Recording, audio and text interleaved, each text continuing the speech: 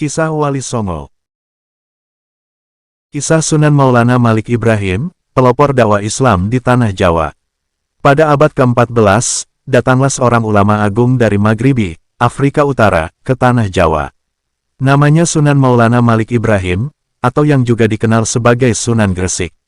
Ia bukan hanya seorang pedagang, tapi juga pembawa misi suci, menyebarkan Islam dengan cinta dan kebijaksanaan.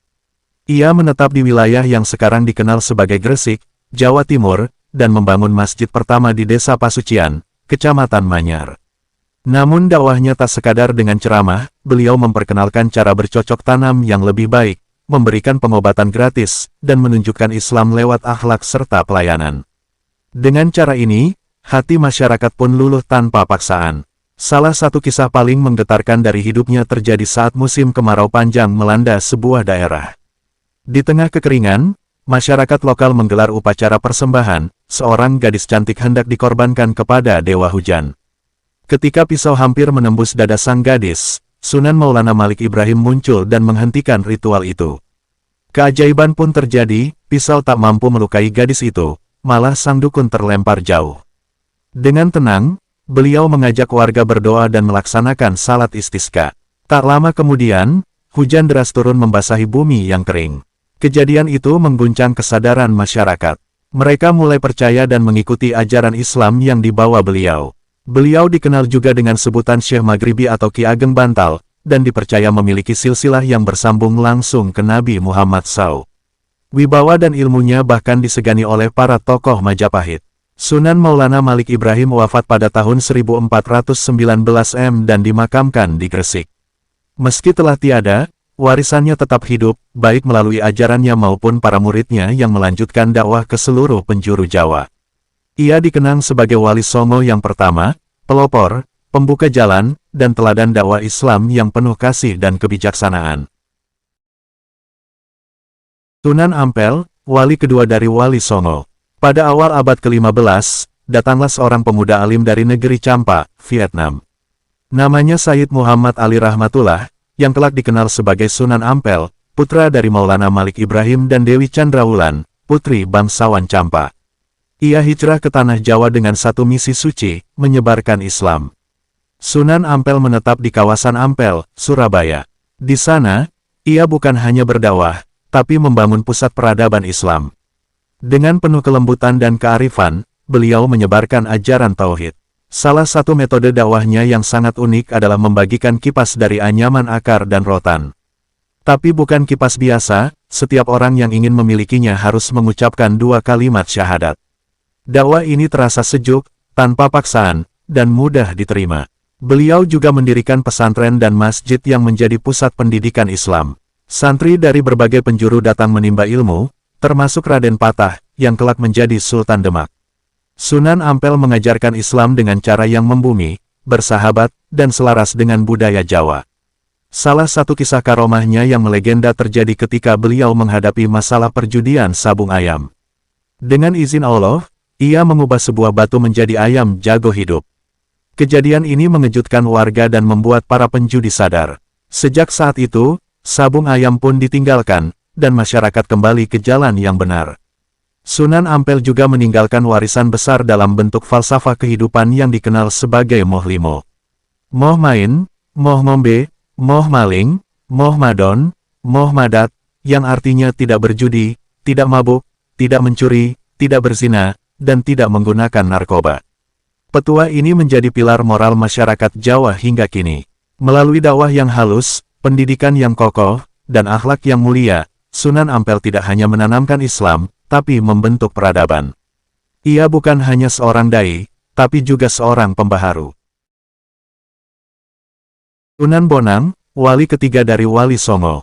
Sunan Bonang, atau Raden Maulana Magdum Ibrahim, adalah salah satu Wali Songo yang paling unik dalam menyebarkan Islam di Pulau Jawa. Lahir sekitar tahun 1465 M, beliau adalah putra dari Sunan Ampel. Sejak muda, Sunan Bonang dikenal sebagai sosok cerdas, kreatif, dan sangat mencintai seni dan budaya. Yang membuat dakwahnya berbeda adalah pendekatannya yang lembut melalui seni gamelan dan sastra. Ia menciptakan tembang-tembang indah yang mengandung ajaran Islam, dan memainkan alat musik bonang, hingga seni itu menjadi jembatan masuknya Islam ke hati masyarakat Jawa, tanpa paksaan.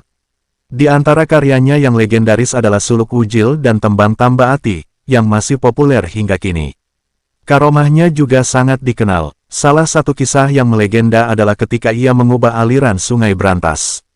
Konon, daerah yang menolak dakwahnya mengalami kekeringan, sementara wilayah yang menerima dakwahnya dilimpahi air, bahkan sampai banjir, sebuah peristiwa yang membuat banyak orang berbalik mendukungnya. Sunan Bonang juga pernah menghadapi tokoh-tokoh ilmu hitam, seperti Ki Butolocaya dan Nyai Plencing. Dalam perdebatan dan pertarungan spiritual, ia membuktikan bahwa cahaya Islam lebih kuat dari segala bentuk kesesatan.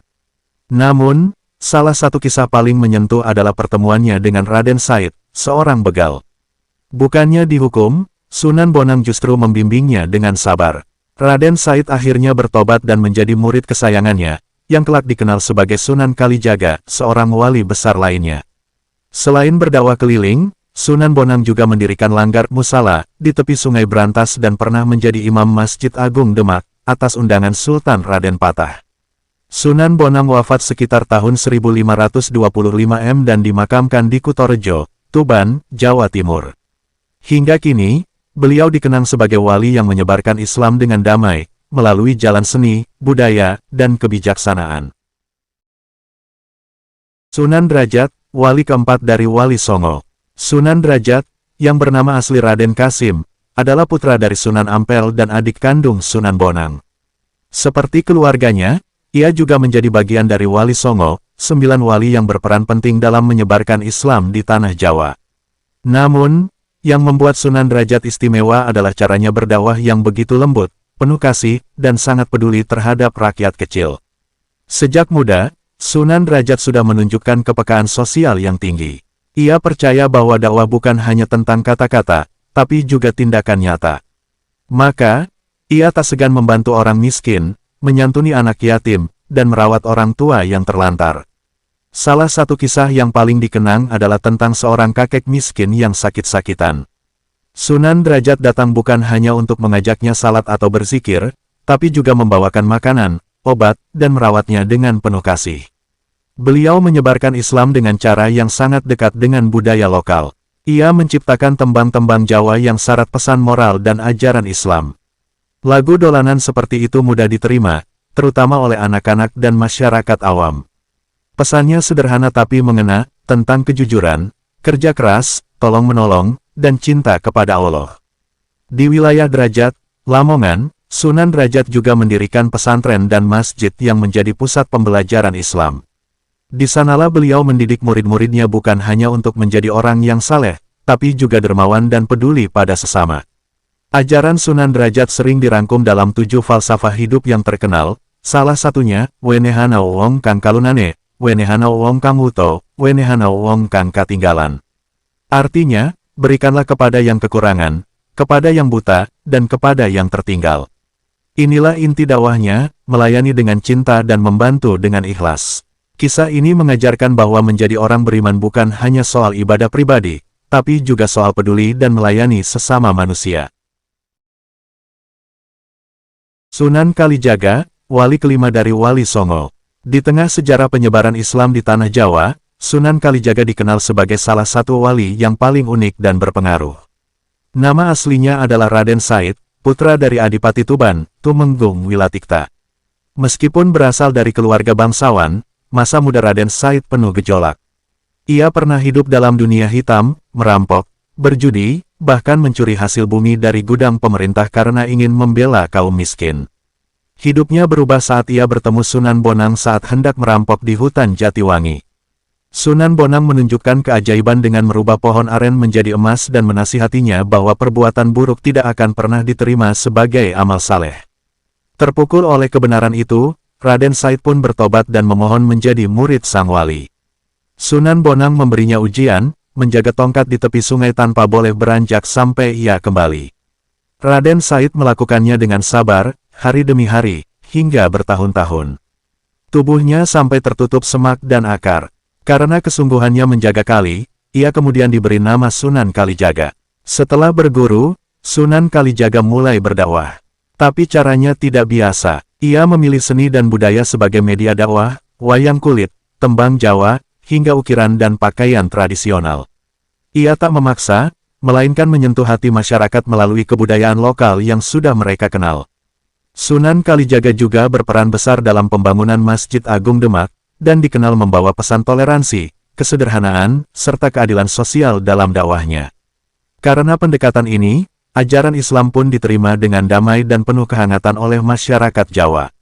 Kisah Sunan Kalijaga mengajarkan kita bahwa setiap orang bisa berubah dari jalan gelap menuju cahaya, asal ia mau bertobat dan sungguh-sungguh berjuang di jalan kebaikan. Sunan Kudus, wali ke-6 dari Wali Songo. Sunan Kudus, yang memiliki nama asli Jafar Shadiq atau Raden Undung, lahir pada tahun 1400 M. Ia adalah putra dari Sunan Ngudung, Panglima Perang Kesultanan Demak, sekaligus tokoh dakwah Islam terkemuka. Sejak muda, Sunan Kudus dikenal sebagai ulama besar, ahli dalam ilmu tafsir, fikih, tauhid, hingga logika. Karena keluasan ilmunya, ia dijuluki Wali Al-Ilmi, artinya wali yang berilmu luas. Sunan Kudus menetap dan berdakwah di kota Kudus, Jawa Tengah. Pendekatannya sangat bijaksana, ia tidak memaksa, melainkan merangkul budaya setempat. Saat mayoritas masyarakat Kudus masih memeluk Hindu dan Buddha, Sunan Kudus membangun Masjid Menara Kudus dengan arsitektur menyerupai candi. Masjid itu menjadi simbol toleransi, penggabungan nilai Islam dengan budaya lokal. Ia juga dikenal lewat dakwah Bilhal, yakni mengajak orang melalui teladan dan perbuatan. Salah satu contohnya, beliau melarang umat Islam menyembelih sapi di Kudus, karena sapi dianggap hewan suci oleh umat Hindu. Sikap ini membuat ajaran Islam diterima secara damai dan tanpa paksaan. Selain berdakwah, Sunan Kudus juga menjadi panglima perang, meneruskan peran ayahnya. Dalam perannya ini, beliau tidak hanya menjaga wilayah Demak, tapi juga memperkuat pengaruh Islam di Jawa Tengah dengan strategi damai dan keilmuan. Beliau menikah dengan Dewi Ruhil, putri Sunan Bonang, dan memiliki putra bernama Amir Hasan. Kehidupannya menjadi contoh keharmonisan antara dakwah, budaya, dan keluarga. Warisan terbesar Sunan Kudus bukan hanya masjid atau ilmu, tetapi nilai toleransi, kedamaian, dan cinta pada budaya lokal. Ia menunjukkan bahwa Islam bisa menyatu dengan kearifan tradisi, tanpa menghapus jati diri masyarakat. Kisah ini mengajarkan kita bahwa kekuatan ilmu dan toleransi adalah kunci dalam menyebarkan kebaikan. Sah Sunan Giri, wali ketujuh dari Wali Songo. Pada masa penyebaran Islam di Jawa, muncul sosok penting bernama Sunan Giri, yang nama kecilnya adalah Raden Paku. Ia adalah putra dari Maulana Ishak, seorang ulama keturunan Timur Tengah. Sejak kecil, Raden Paku dikenal cerdas dan haus ilmu. Ia menuntut ilmu agama di berbagai tempat, termasuk di pesantren Ampel Denta, milik Sunan Ampel. Setelah menyelesaikan pendidikannya, Raden Paku mendirikan pesantren di daerah Giri, Gresik. Dari sinilah ia dikenal sebagai Sunan Giri. Pesantren ini berkembang pesat dan menjadi pusat dakwah, pendidikan, bahkan tempat berkumpulnya para tokoh politik. Sunan Giri pun dihormati bukan hanya sebagai guru agama, tapi juga sebagai pemimpin masyarakat yang bijaksana. Yang menarik, metode dakwah Sunan Giri sangat unik dan humanis. Ia menciptakan permainan tradisional dan lagu anak-anak bernuansa Islam, seperti Cubla-Cubla Suweng dan Jibur, yang mudah diterima oleh masyarakat, terutama anak-anak. Melalui budaya lokal, ia menanamkan nilai-nilai Islam tanpa paksaan. Sunan Giri juga berperan besar dalam dunia politik.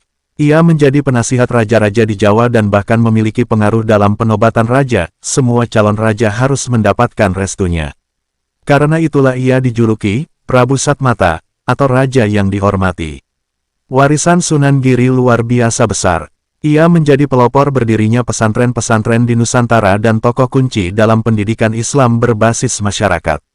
Hingga kini, makamnya di Gresik menjadi tempat ziarah yang ramai dikunjungi, simbol dari jejak perjuangannya dalam membangun peradaban Islam yang damai dan inklusif. Sunan Giri membuktikan bahwa dakwah tidak harus keras. Dengan kelembutan, budaya, dan pendidikan, ia menorehkan sejarah yang abadi di hati umat. Sunan Muria, wali ke-8 dari Wali Songo. Di Tanah Jawa, pada masa penyebaran Islam yang damai, muncul sosok istimewa bernama Sunan Muria, salah satu dari 9 wali yang dikenal sebagai Wali Songo. Nama aslinya adalah Raden Umar Said, putra dari Sunan Kudus, seorang wali besar yang juga terkenal akan keilmuannya. Sejak kecil, Raden Umar Said tumbuh dalam lingkungan religius. Ia belajar langsung dari ayahnya, dan dikenal sebagai anak yang cerdas, tekun, serta sangat mencintai alam. Namun, ia memilih jalan berbeda dari para wali lain. Jika sebagian besar berdakwah di kota-kota besar, Sunan Muria lebih suka menyendiri dan menyebarkan Islam dari lereng Gunung Muria, di daerah yang terpencil dan tenang. Pendekatannya dalam berdakwah sangat unik. Ia tidak hanya menggunakan ayat-ayat suci, tetapi juga kesenian rakyat seperti tembang, gamelan, dan wayang. Dalam setiap cerita wayang yang dibawakannya, selalu tersisip pesan moral dan ajaran Islam. Masyarakat pun merasa dekat dengannya, karena ia menyentuh hati mereka tanpa menghakimi atau memaksa. Sunan Muria juga dikenal sebagai seorang ahli pertanian. Ia mengajarkan cara bercocok tanam yang baik, hidup mandiri, serta pentingnya gotong royong. Ia percaya bahwa membangun masyarakat yang makmur adalah bagian dari ibadah. Yang membuatnya begitu dicintai adalah sifatnya yang lembut, sabar, dan penuh kasih sayang. Ia lebih suka berdialog daripada berdebat. Ia memeluk orang-orang dengan kasih, bukan dengan paksaan. Itulah sebabnya, banyak masyarakat pegunungan yang dengan sukacita memeluk Islam. Sunan Muria meninggalkan warisan dakwah yang sederhana tapi kuat, menyebarkan kebaikan lewat hati, seni, dan keteladanan hidup. Hingga kini, makamnya di puncak Gunung Muria menjadi tempat ziarah dan simbol perjuangan seorang wali yang menyatu dengan alam dan rakyatnya. Sunan Gunung Jati, wali ke-9 dari Wali Songo. Pada tahun 1448 M, lahirlah seorang tokoh besar bernama Syarif Hidayatullah, putra dari Syarif Abdullah Umdatuddin, Sultan Campa, dan Syarifah Mudaim, putri Prabu Siliwangi dari Kerajaan Pajajaran. Karena keturunannya yang mulia, ia dikenal juga sebagai Sayyid Al-Kamil. Namun kelak, namanya harum sebagai Sunan Gunung Jati, salah satu dari 9 Wali Songo. Sejak muda, Syarif Hidayatullah telah mendalami ilmu agama, baik di tanah kelahirannya maupun di pusat-pusat Islam lain. Pada usia dewasa, ia kembali ke tanah Jawa dan mulai berdakwah di daerah Cirebon, wilayah yang saat itu masih kental dengan pengaruh Hindu-Buddha.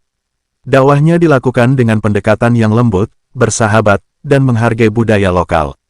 Tahun 1479, ia diangkat menjadi Tumenggung Cirebon kedua dan diberi gelar Maulana Jati. Ia juga menikah dengan Nyi Ratu Pakungwati, putri penguasa Cirebon. Dari sinilah ia mulai membangun pusat dakwah Islam melalui pondok pesantren, yang menjadi tempat belajar masyarakat dari berbagai lapisan. Namanya kemudian dikenal sebagai Sunan Gunung Jati, mengacu pada wilayah pegunungan tempat ia berdakwah.